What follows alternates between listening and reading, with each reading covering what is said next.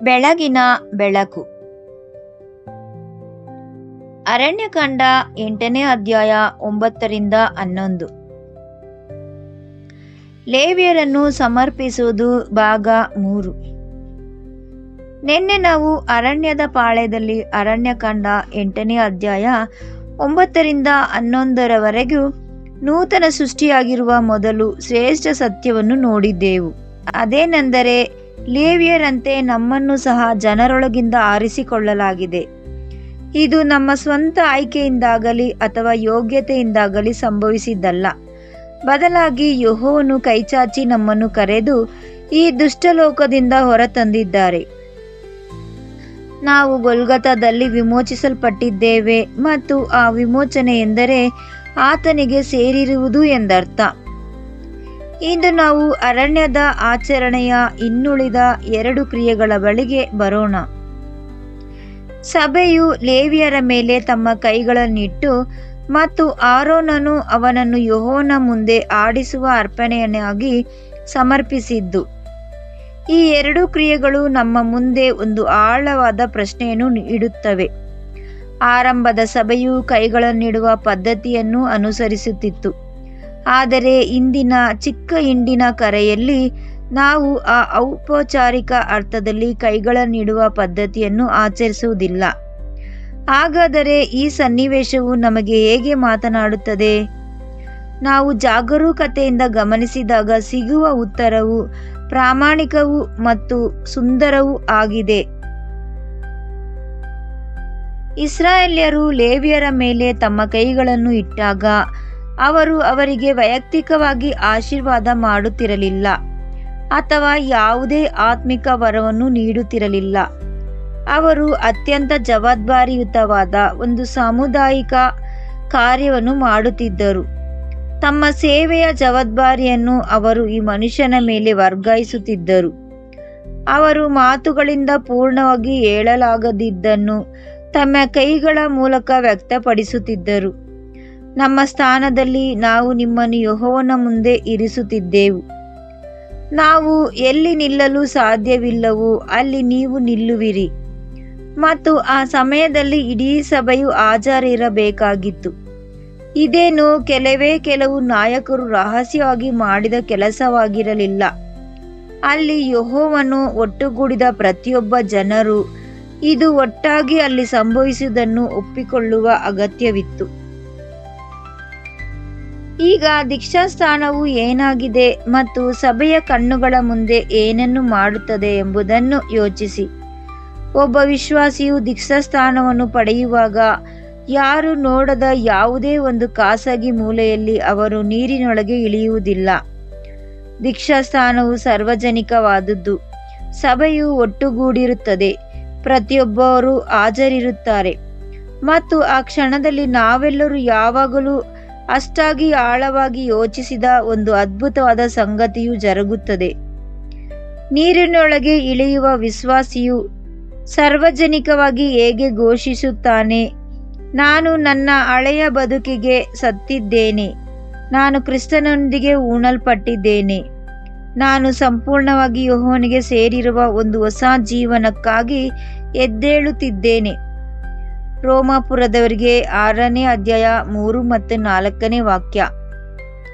ಆದರೆ ಸಭೆಯು ಅಲ್ಲಿ ಕೇವಲ ಒಬ್ಬ ವ್ಯಕ್ತಿಯ ವೈಯಕ್ತಿಕ ಕ್ಷಣವನ್ನು ನೋಡುತ್ತಾ ಸುಮ್ಮನೆ ನಿಂತಿರುವುದಿಲ್ಲ. ಅವರು ಸಾಕ್ಷಿಗಳಾಗಿದ್ದಾರೆ ಮತ್ತು ನ್ಯಾಯ ಪ್ರಮಾಣದಲ್ಲಿ ಸಾಕ್ಷಿಗಳು ಎಂದಿಗೂ ನಿಶ್ಚಯಿಸಲಾಗುವುದಿಲ್ಲ. ಸಾಕ್ಷಿಗಳು ಎಂದರೆ ನಿಮ್ಮ ಮುಂದೆ ಘೋಷಿಸಲ್ಪಟ್ಟು ದೃಢೀಕರಿಸಲ್ಪಡುವುದು, ಸ್ವೀಕರಿಸಿಕೊಳ್ಳುವುದು ಮತ್ತು ಅದರ ಜವಾಬ್ದಾರಿಯನ್ನು ಹೊರುವುದಾಗಿದೆ. ಸಭೆಯು ದೀಕ್ಷಾಸ್ಥಾನಕ್ಕೆ ಸಾಕ್ಷಿಯಾಗಲು ಒಟ್ಟುಗೂಡಿದಾಗ ಅವರು ಆ ಮಾತುಗಳಲ್ಲಿ ಯೋಚಿಸಲಿ ಅಥವಾ ಬಿಡಲಿ ಆ ಹಳೆಯ ಇಸ್ರಾಯೇಲಿನ ಸ್ಥಾನದಲ್ಲಿ ನಿಂತಿದ್ದರು. ಅವರು ಯೆಹೋವನು ಒಟ್ಟುಗೂಡಿದ ಜನವಾಗಿ ಒಟ್ಟಿಗೆ ಹೇಗೆ ದೃಢೀಕರಿಸುತ್ತಿದ್ದಾರೆ. ಈ ವ್ಯಕ್ತಿಯನ್ನು ಪ್ರತ್ಯೇಕಿಸಲಾಗುತ್ತಿದೆ. ಇವರು ಇನ್ನು ಮುಂದೆ ಸಾಮಾನ್ಯ ಅರ್ಥದಲ್ಲಿ ಕೇವಲ ನಮ್ಮಲ್ಲಿ ಒಬ್ಬರಲ್ಲ. ಇವರನ್ನು ಯೆಹೋವನ ಸೇವೆಗಾಗಿ ಆತನ ಮುಂದೆ ಪ್ರಸ್ತುತಪಡಿಸಲಾಗುತ್ತಿದೆ. ನಾವು ಇವರನ್ನು ಹೀಗೆಯೇ ಪ್ರಾರ್ಥಿಸುತ್ತೇವೆ ಮತ್ತು ಇವರನ್ನು ಅದಕ್ಕೆ ಬದ್ಧರಾಗಿರುವಂತೆ ನೋಡಿಕೊಳ್ಳುತ್ತೇವೆ. ನಾವು ನಮ್ಮ ಪ್ರಾರ್ಥನೆಗಳಲ್ಲಿ ಇವರನ್ನು ಯೆಹೋವನ ಮುಂದೆ ಹೊತ್ತುಕೊಂಡು ಹೋಗುತ್ತೇವೆ. ಇದಕ್ಕಾಗಿ ಸಭೆಯ ಸನ್ನಿಧಿ ಇಲ್ಲದ ದೀಕ್ಷಾಸ್ಥಾನವು ಒಂದು ಅಪೂರ್ಣ ಸನ್ನಿವೇಶವಾಗಿದೆ. ಅಪೊಸ್ತಲರ ಕೃತ್ಯಗಳು ಪ್ರಾರಂಭದ ದಾಖಲೆಗಳಿಂದ ಹಿಡಿದು ದೀಕ್ಷಾಸ್ಥಾನವು ವಿಶ್ವಾಸಿಯನ್ನು ಏನು ಶರೀರದೊಳಗೆ ಸಭೆಯೊಳಗೆ ಇರಿಸುತ್ತದೆ, ಅಂದರೆ ಅವರನ್ನು ಸ್ವೀಕರಿಸುವ, ಅವರಿಗಾಗಿ ಪ್ರಾರ್ಥಿಸುವ, ಅವರ ಜವಾಬ್ದಾರಿಯನ್ನು ನೆನಪಿಸುವ ಮತ್ತು ಅಸಂಖ್ಯಾತವಾದ ವ್ಯಕ್ತಿಯ ನಂಬಿಗಸ್ತಿಕೆಯಿಂದ ಅಥವಾ ಪತನದಿಂದ ನಾವು ಸಹ ಪವಿತ್ರರಾಗುವ ಒಟ್ಟುಗೂಡಿದ ಜನರ ಮಧ್ಯೆ ಇರಿಸುತ್ತದೆ. ದೀಕ್ಷಾಸ್ನಾನದ ಸಮಯದಲ್ಲಿ ಸಭೆಯು ಒಟ್ಟುಗೂಡಿ ಹಾಜರಿರುವುದು ಕೇವಲ ಒಂದು ಸಂಪ್ರದಾಯಗಳ ಆಚರಣೆಯಲ್ಲ. ಅದು ಯೆಹೋವನು ಅರಣ್ಯಕಾಂಡ 8ರಲ್ಲಿ ರೂಪಿಸಿದ ಅದೇ ದೈವಿಕ ಪ್ರೇರಣೆಯಾಗಿದೆ.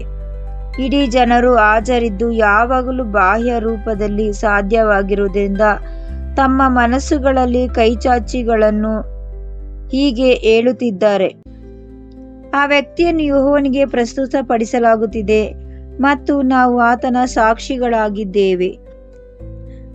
ಅರಣ್ಯಕಾಂಡ 8ರಲ್ಲಿ ಮಹಾಯಾಜಕನಾದ ಆರೋನನು ಲೇವಿಯರನ್ನು ಕರೆದುಕೊಂಡು ಯೆಹೋವನ ಮುಂದೆ ಆಡಿಸುವ ಅರ್ಪಣೆಯನ್ನಾಗಿ ಔಪಚಾರಿಕವಾಗಿ ಪ್ರಸ್ತುತಪಡಿಸುವವನಾಗಿದ್ದನು.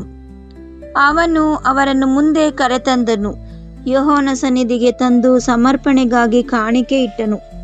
ಮಹಾಯಾಜಕನಾಗಿ ಆರೋನನು ಇದ್ದ ವಿಶಿಷ್ಟ ಪಾತ್ರ ಇದಾಗಿತ್ತು: ಜನರ ಮತ್ತು ಯೆಹೋವನ ಮಧ್ಯೆ ನಿಲ್ಲುವುದು ಮತ್ತು ಅರ್ಪಿಸಲಾಗುತ್ತಿರುವುದನ್ನು ಯೆಹೋವನ ಸನ್ನಿಧಿಗೆ ತಂದು ಅದು ಸ್ವೀಕರಿಸಲ್ಪಡುವಂತೆ ಮಾಡುವುದು.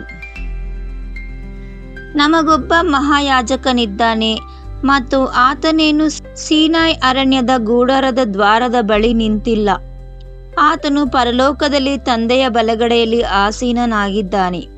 ನಮಗೋಸ್ಕರ ವಿಜ್ಞಾಪನೆ ಮಾಡುವುದಕ್ಕಾಗಿ ನಿರಂತರವಾಗಿ ಬದುಕುತ್ತಿದ್ದಾನೆ. ಇಬ್ರಿಯರಿಗೆ 4ನೇ ಅಧ್ಯಾಯ 14ನೇ ವಾಕ್ಯ. ಆತನನ್ನು ಪರಲೋಕಗಳ ಮೂಲಕ ಹಾದುಹೋದ ತಮ್ಮ ಶ್ರೇಷ್ಠ ಮಹಾಯಾಜಕನು ಎಂದು ಕರೆಯುತ್ತದೆ. ಮನುಷ್ಯರ ಕೈ ಕೆಳಗಿಂದ ಮಾಡಲ್ಪಟ್ಟ ಒಂದು ಕೋಣೆಯೊಳಗೆ ಅಲ್ಲ, ಬದಲಾಗಿ ಸ್ವತಃ ದೇವರ ಸನ್ನಿಧಿಯೊಳಗೆ ಆತನು ಪ್ರವೇಶಿಸಿದ್ದಾನೆ. ಮತ್ತು ಒಬ್ಬ ಮಹಾಯಾಜಕನು ಏನು ಮಾಡುತ್ತಾನೆ? ಆತನು ಪ್ರಸ್ತುತಪಡಿಸುತ್ತಾನೆ. ಆತನು ಅರ್ಪಣೆಯನ್ನು ದೇವರ ಕಣ್ಣುಗಳ ಮುಂದೆ ತರುತ್ತಾನೆ.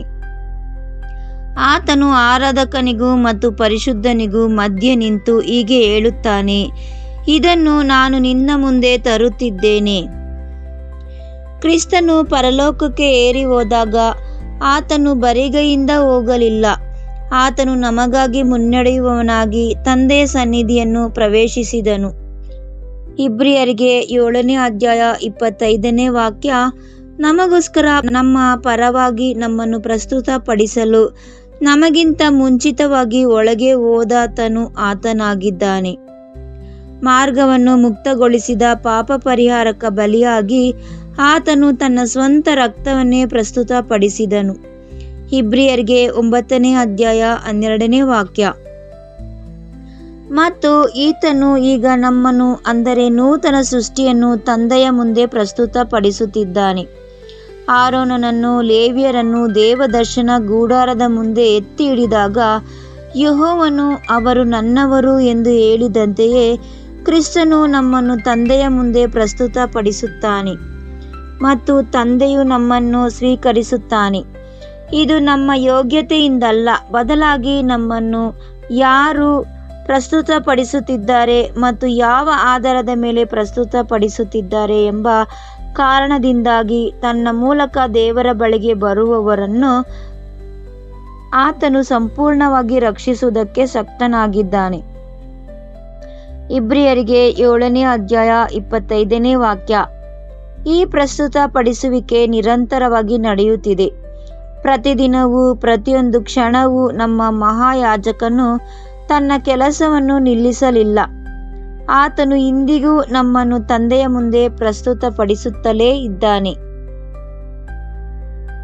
ಅರಣ್ಯಕಾಂಡ 8ನೇ ಅಧ್ಯಾಯ 11ರಲ್ಲಿರುವ ಅತ್ಯಂತ ಗಮನಾರ್ಹವಾದ ವಿವರ ಇದಾಗಿದೆ: ಲೇವಿಯರು ತಾವೇ ಆಡಿಸುವ ಅರ್ಪಣೆಯಾಗಿದ್ದರು.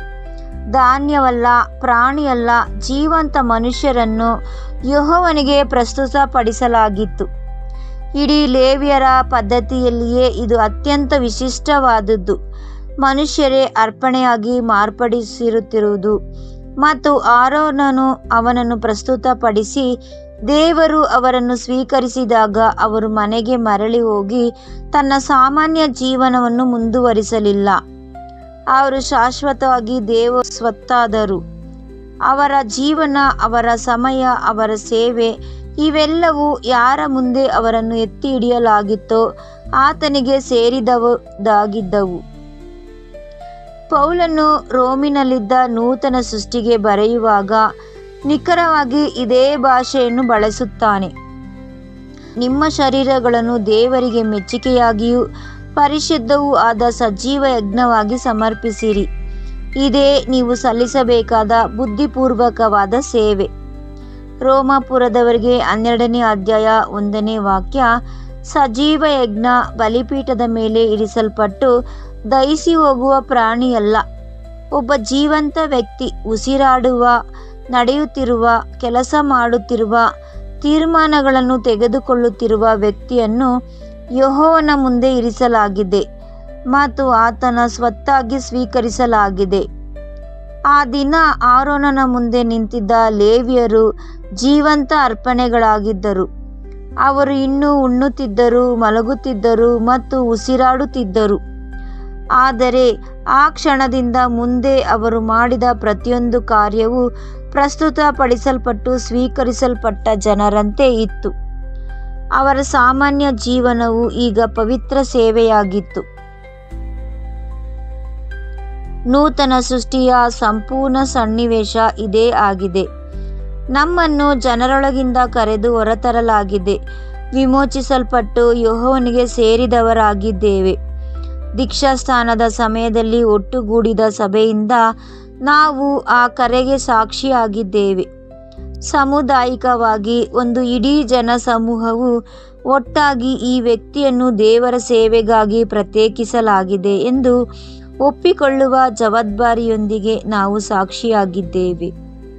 ಪರಲೋಕದಲ್ಲಿ ನಮ್ಮ ಪರವಾಗಿ ನಿಂತು ನಮ್ಮನ್ನು ನಿರಂತರವಾಗಿ ತಂದೆಯ ಸನ್ನಿಧಿಗೆ ತರುತ್ತಿರುವ ನಮ್ಮ ಮಹಾಯಾಜಕನಾದ ಕ್ರಿಸ್ತನ ಮೂಲಕ ನಾವು ನಮ್ಮ ತಂದೆಯ ಮುಂದೆ ಪ್ರಸ್ತುತಪಡಿಸುತ್ತಿದ್ದೇವೆ ಮತ್ತು ನಾವು ಸ್ವೀಕರಿಸಲ್ಪಟ್ಟಿದ್ದೇವೆ. ಯೆಹೋವನ ಸ್ವಂತ ಜನರೆಂದು ಘೋಷಿಸಲ್ಪಟ್ಟಿದ್ದೇವೆ. ದಹಿಸಿ ಹೋಗದೆ ಪ್ರತ್ಯೇಕಿಸಲ್ಪಟ್ಟ ಸಜೀವ ಅರ್ಪಣೆಗಳಾಗಿದ್ದೇವೆ. ಜೀವಿಸುತ್ತಿರುವ, ಉಸಿರಾಡುತ್ತಿರುವ, ಕೆಲಸ ಮಾಡುತ್ತಿರುವ, ಪ್ರೀತಿಸುತ್ತಿರುವ, ಸಹಿಸಿಕೊಳ್ಳುತ್ತಿರುವ ಸಜೀವ ಅರ್ಪಣೆಗಳು. ಆದರೆ ಇವೆಲ್ಲವೂ ತಂದೆಯ ಮುಂದೆ ಪ್ರಸ್ತುತಪಡಿಸಲ್ಪಟ್ಟು ಸ್ವೀಕರಿಸಲ್ಪಟ್ಟವರಾಗಿಯೇ ಮಾಡುತ್ತಿದ್ದೇವೆ. ನಮ್ಮ ಯಾವುದೇ ಕೆಲಸವು ಇನ್ನು ಮುಂದೆ ಕೇವಲ ಲೌಕಿಕವಾಗಿ ಉಳಿದಿಲ್ಲ. ಯಾವುದೂ ಯೆಹೋವನಿಗೆ ಸೇರಿರುವುದು ಎಂಬ ವ್ಯಾಪ್ತಿಯಿಂದ ಹೊರಗಿಲ್ಲ. ಅದುವೇ ಆಡಿಸುವ ಅರ್ಪಣೆ, ಅದುವೇ ನಾವು. ಪ್ರಾರ್ಥನೆ. ಓ ತಂದೆಯೇ, ನಮ್ಮ ದೇವರೇ, ನಮಗಾಗಿ ಮತ್ತು ನಮಗೆ ಏನು ಮಾಡಲಾಗಿದೆ ಎಂಬುದನ್ನು ನಾವು ನೋಡಿದಾಗ ನಾವು ಮೂಕರಾಗುತ್ತೇವೆ. ಜನರೊಳಗಿಂದ ಆರಿಸಲ್ಪಟ್ಟಿದ್ದೇವೆ, ಸಭೆಯಿಂದ ಸಾಕ್ಷಿಯಾಗಿದ್ದೇವೆ.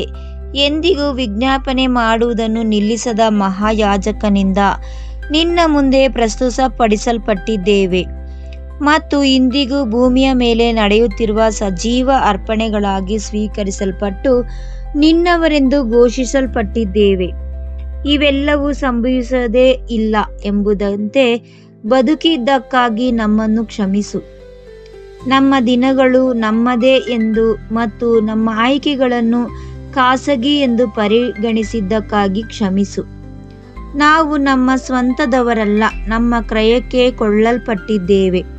ನಾವು ಪ್ರತ್ಯೇಕಿಸಲ್ಪಟ್ಟಿದ್ದೇವೆ, ನಾವು ಪ್ರಸ್ತುತಪಡಿಸಲ್ಪಟ್ಟಿದ್ದೇವೆ ಮತ್ತು ನೀನು ನನ್ನವರು ಎಂದು ಹೇಳಿದೆ.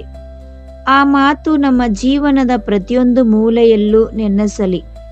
ನಾವು ನಮ್ಮ ಸಮಯವನ್ನು ಹೇಗೆ ಕಳೆಯುತ್ತೇವೆ, ಸಹೋದರರನ್ನು ಹೇಗೆ ನಡೆಸಿಕೊಳ್ಳುತ್ತೇವೆ, ಒತ್ತಡದ ಸಮಯದಲ್ಲಿ ಹೇಗೆ ಸ್ಪಂದಿಸುತ್ತೇವೆ, ಯಾರು ನೋಡಿದಾಗ ನಾವು ಯಾವುದಕ್ಕಾಗಿ ಕೈ ಚಾಚುತ್ತೇವೆ ಎಂಬುದರಲ್ಲೆಲ್ಲ ಅದು ಕೆಲಸ ಮಾಡಲಿ. ನಾವು ನಿನ್ನವರಾಗಿದ್ದೇವೆ, ಅದರಂತೆಯೇ ಬದುಕಲು ನಮಗೆ ಸಹಾಯ ಮಾಡು. ಓ ಯೆಹೋವನೇ, ನೀನೇ ನನ್ನ ದೇವರು. ನಾನು ನಿಮ್ಮನ್ನು ಘನಪಡಿಸುವೆನು, ನಿನ್ನ ನಾಮವನ್ನು ಕೊಂಡಾಡುವೆನು, ಏಕೆಂದರೆ ನೀನು ಅದ್ಭುತಗಳನ್ನು ಮಾಡಿದ್ದಿ. ಯೆಶಾಯ 25ನೇ ಅಧ್ಯಾಯ 1ನೇ ವಾಕ್ಯ. ನಮ್ಮನ್ನು ನಿನ್ನ ಮುಂದೆ ಪ್ರಸ್ತುತಪಡಿಸುವ ಮತ್ತು ನಮ್ಮನ್ನು ಎಂದಿಗೂ ಕೈಬಿಡದ ನಮ್ಮ ಶ್ರೇಷ್ಠ ಮಹಾಯಾಜಕನು, ನಮ್ಮ ಮೆಸ್ಸಿಯನು ಮತ್ತು ನಮ್ಮ ಪ್ರಭುವೂ ಆದ ಕ್ರಿಸ್ತನ ಹೆಸರಿನಲ್ಲಿ ಬೇಡಿ ಹೊಂದುತ್ತೇವೆ ನಮ್ಮ ಪರಮ ತಂದೆಯೇ. ಆಮೇನ್.